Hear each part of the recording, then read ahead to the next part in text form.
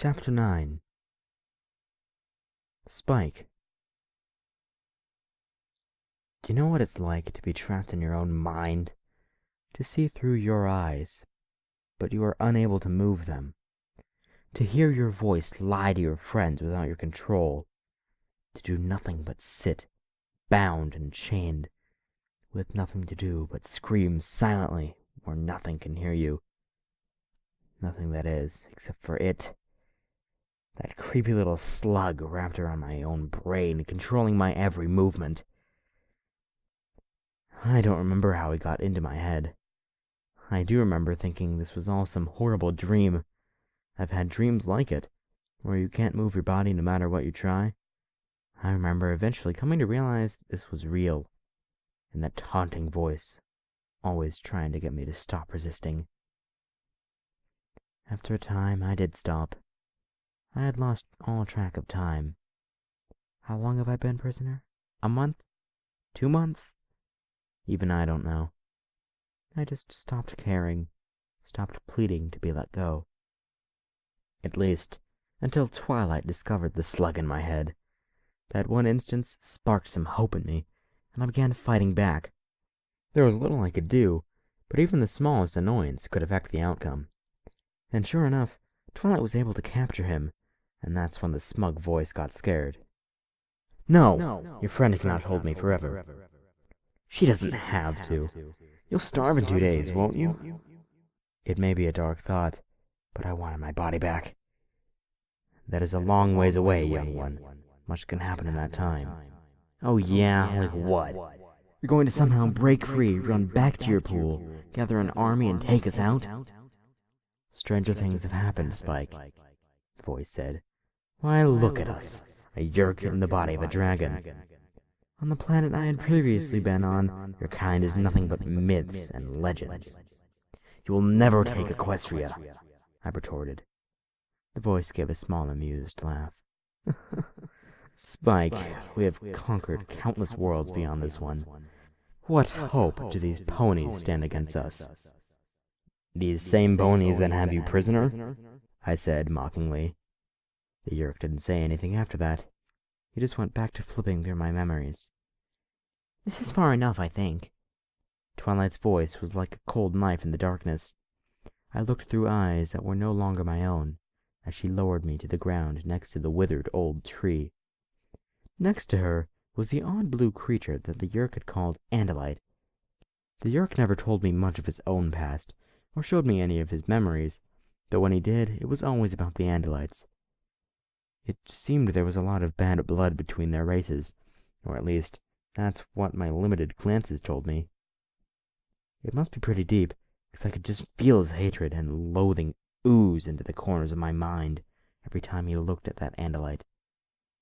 The Andalite swerved one of its eyes towards the tree's branches. Faster than I could keep track of, his tail was whizzing through the air. There was a slicking, cracking sound above me, but the yerk kept my eyes locked on the Andalite. Even as thick, black vines dropped in severed heaps, he refused to look away. Is this really necessary? Twilight asked the Andalite. There was a brief period of silence before Twilight spoke up again. All right, if you're really sure. I was confused. Only Twilight was speaking, yet she acted as if somebody else was talking to her. That's the Andalites for you. Speaking only to those they think deserve it. Twilight used her magic to pick up the vines and wrap them around me. She tied my hands behind my back and lashed me to the tree.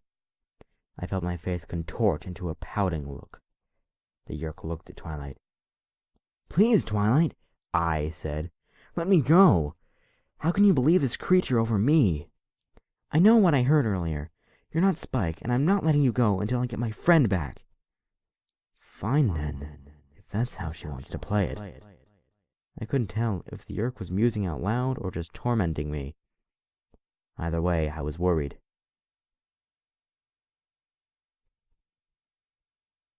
Luna's moon was high in the sky by the time the yerk broke free of the vines. He was smart, waiting for the dead of night to slink away.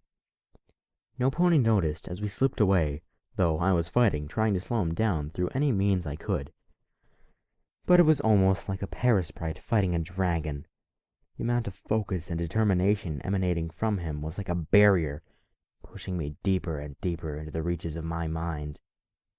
Your friends aren't that good at keeping tabs on you, are they, Spike? And where are you planning to go? Back to your little pool? You'll see in due time, he said coldly. There was a rock ahead. The York climbed over it and leapt off the other side, but I never hit the ground. The trees had bent towards me, and some of the branches were tied around my wrists. As the York eyed them, I noticed they had a soft purple glow around them. You honestly believed escape was that easy? Twilight said, stepping out from behind a tree. Yeah, Twi! Don't celebrate too soon, Spike. I still have time, the York spoke, though I do believe he had a subtle tinge of fear in his words. 2 days, York. Maybe less, I taunted.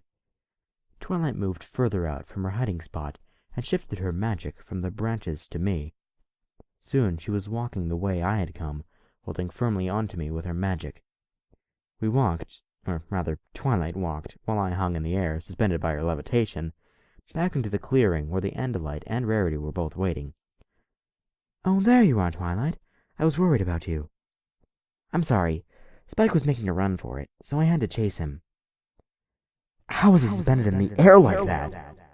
The Andalite said, quite shocked. I was surprised too, since he was bothering to include me in the conversation this time. What? Twilight looked around for a moment before realizing what the Andalite had meant. Oh, you mean Spike? I'm holding him up with a simple levitation spell. Very basic magic. But that's impossible! The Andalite seemed flustered by what he was hearing. I didn't quite understand what he was so upset over. What do you mean? Levitation is one of the earliest spells you're taught at magic school, Twilight explained patiently, but this only seemed to make the Andalite more frustrated. Well, it's inconceivable that you can manipulate your surroundings so easily just by making a part of your body glow. It's a scientific impossibility. You cannot force your reptilian companion to ignore the laws of physics so easily. It takes an enormous amount of energy to counteract the effects of gravity, and I think that you can do it with little more than a thought is... The Andalite was nearly shouting, and I wished he spoke like normal ponies so I could cover my ears and try to block him out. If the Yeerk let me, that is. Damnable Andalite. Why doesn't he just shut up? The Yeerk spat angrily.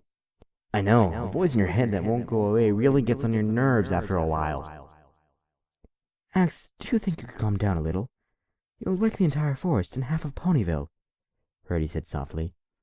The Andalite looked at her for a second and seemed to relax, although its eyes still had improbable looks in them.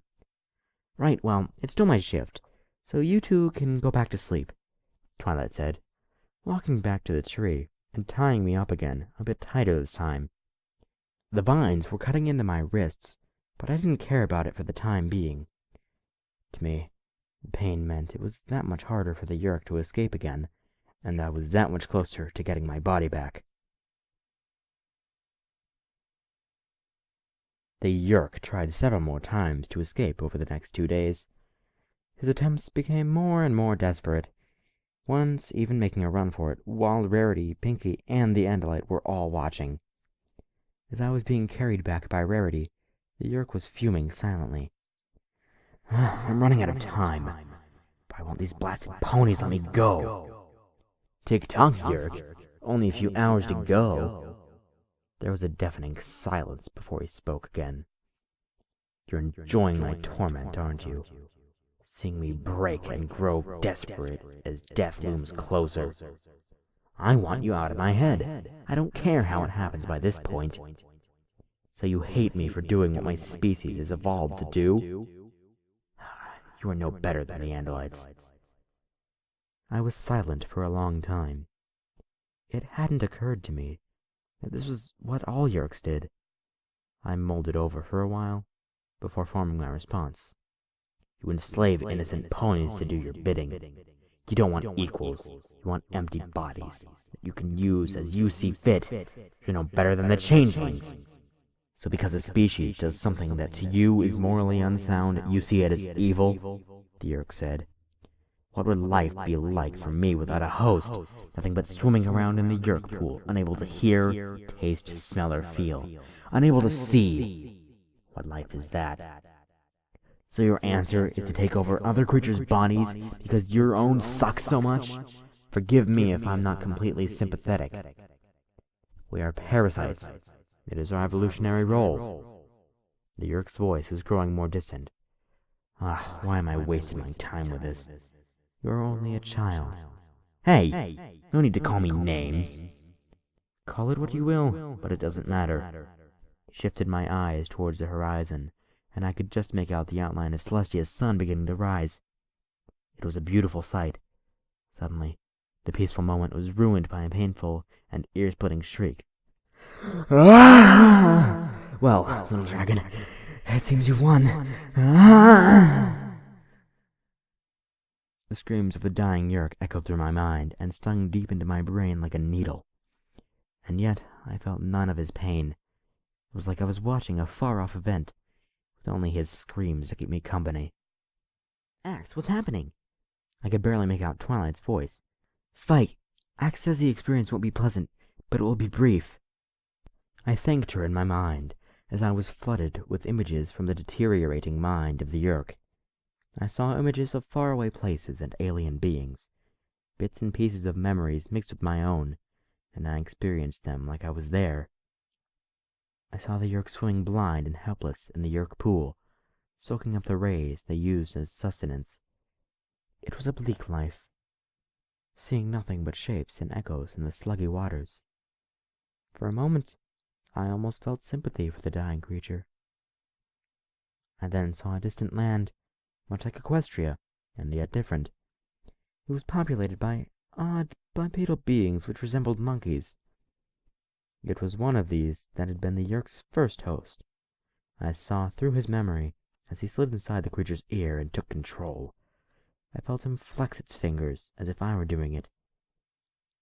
And then I saw the world through the eyes of the creature. It was an explosion of wondrous colors, shapes, and patterns. Never in all my life had I experienced something so beautiful and breathtaking at once. I won't say I agreed with the Yeerk's motives, but I began to see why they did them. The memories were interrupted once again by the cries of pain from what felt like a deep chasm in my brain.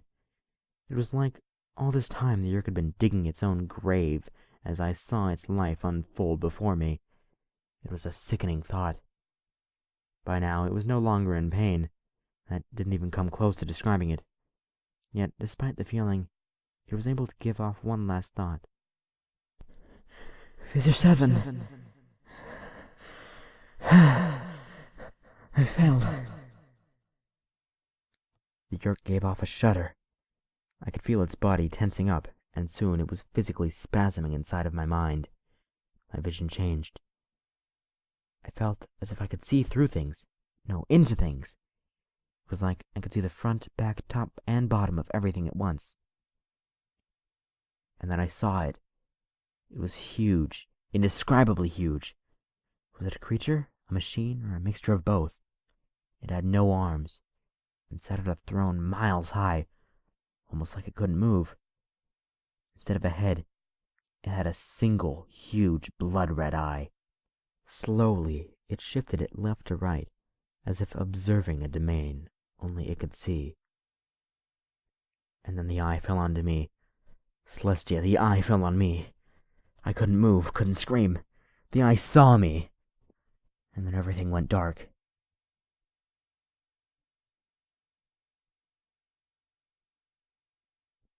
I panted for breath, trying my best not to scream. It took me a few moments to realize that I was breathing. I was back in control of my body. I wiggled my fingers reflexively, and a small smile formed as they moved exactly as I wanted them to. A sudden pain in my ear made me gasp. I winced as it passed, then felt something hanging off my head. I shook my head slightly, and the Yeerk dropped onto the ground. I watched as it shriveled up, swaying from side to side. Then it stopped moving entirely. Spike, are you okay? I looked up into Twilight's concerned face. I slowly nodded, my breathing returning to normal. The Andalite came into view, and I sniffled a bit. "Your friend is back to normal," he said, matter-of-factly, and at that I felt my binds coming undone. I rubbed my sore wrists as soon as I could, though I noticed that my body was sluggish and slow to respond. Depending on the length of your imprisonment, you may need some time to regain your physical abilities. Again, as dully as if he were Twilight recording her homework notes. No, Twilight was usually a tad more emotional. I plopped on the ground in front of Twilight, finding it very difficult to stand. I looked up at some rustling in the bushes and smiled as Rarity and Pinky came into view. "Oh, Twilight! Is my little Spiky Mikey all better?" Rarity said, running up behind us. "I think so, Rarity," I said slowly. It was as if I was trying to speak through a mouthful of honey. Twilight nuzzled me, rubbing her nose against my cheek. An image of that terrifying eye flashed in my mind again, and I could hold back no longer. "Twilight! I'm so sorry!" I yelled as I began to cry, buried my head into Twilight's chest, and sobbed loudly. I felt Pinky and Rarity hug me tightly, but I didn't move my head to look. I just sat there and cried, surrounded by my friends for some time. It was a while before I finally stopped crying, and Twilight gently levitated me onto her back. She said her goodbyes to the Andalite, then took me back to Ponyville, with Rarity and Pinky walking beside her the entire time. I just looked at Twilight's mane, unable to look Rarity in the face. That was Chapter 9, and of the first 9 chapters, I think this one is my favorite. Just for that moment with the eye is just amazing. Especially how Spike is reacting. "Celestia, the eye fell on me. I couldn't move, couldn't scream. The eye saw me." I just love that part so much. It's like amazing. I love how Spike reacts to that. I mean, how would you react to that, honestly? You'd probably react the same, except you may not say, "Celestia, the eye fell on me." You may say, "God, the eye fell on me," but that's not the point. I really liked almost everything in this chapter. I can't think of anything I didn't like, except for that there seemed to be quite a bit more typos in this chapter than in the previous chapters. I know it was like something that was... I don't remember everything, but I know it was like something where it said Twilight instead where it should have said Twilights, like it was possessive, but you didn't have the apostrophe S. And there are a few other parts, but I mean, there are only a few. They're not super distracting, but I would try to keep them to a minimum if you can. But hey, it's just a me thing. I'm obsessed with proper grammar. But honestly, if the grammar is going to be bad and you're trying to tell a story, it can get really distracting. Thankfully, the grammar isn't bad in this story. It just gets a few typos here and there that kind of distract, but don't distract for long. Obviously, since I forgot what it was exactly. But, yeah. This one also seemed a bit short, but I liked it. I liked it nice and short. I felt that it being kind of short... You know, when I look back at this later, it's probably going to be the longest chapter. It's probably just because I've been reading Background Pony so much recently. Finally finished that fic. Pretty good. But I've been reading a lot of stories with longer chapters recently, but this one feels short to me right now. I'm checking the length right now on my Kindle. And I don't know why I even brought this up. I'm going to check right now. No, it's about the same, actually, as all of the other chapters, so I don't know why I'm thinking it's short. Yeah, I don't know why I'm thinking it's short. I don't know, it just must have felt short. I guess it was kind of fast-paced. You skipped 2 whole days there. But, I mean, there was nothing really wrong with the pacing. Because, yeah, I don't really see there anything wrong with the pacing or the characters or anything. I really liked it. there isn't that much more to say. I really liked it. If you guys have anything you want to say, you want to add, you want to disagree with, say it in the comments. And as always, be sure to like this on FimFiction. If you like my performance, my reading, then be sure to like the video. But as always, I care more about you guys liking the fic than liking the videos. Anyway, that's all I have to say. So be sure to leave your thoughts in the comments, not in the description. I got that right this time! But as always, it's been fun reading. See you guys next time.